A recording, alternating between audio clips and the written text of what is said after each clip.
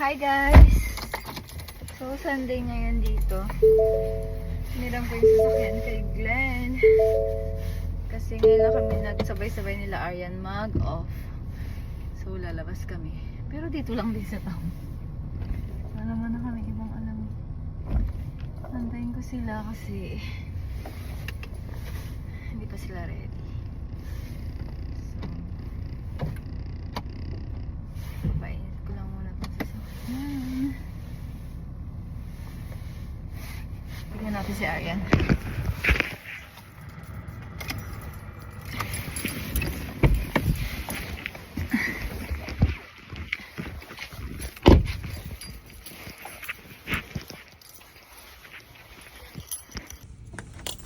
Bahay ko lang sila guys.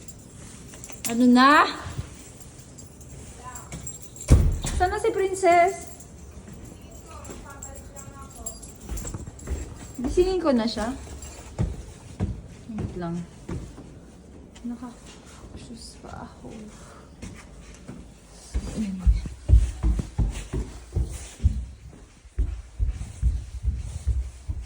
Princess?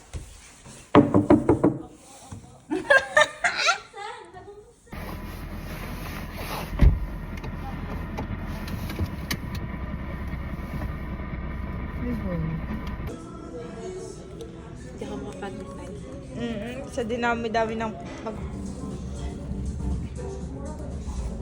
Si Madam Aryan po. Ayan po si Madam Aryan.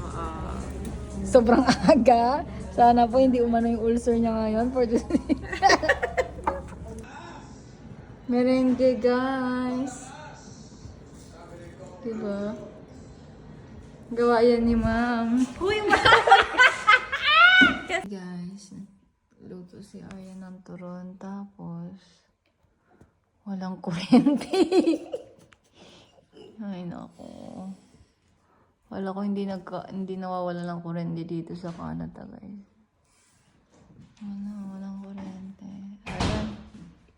Ayan. Ayan.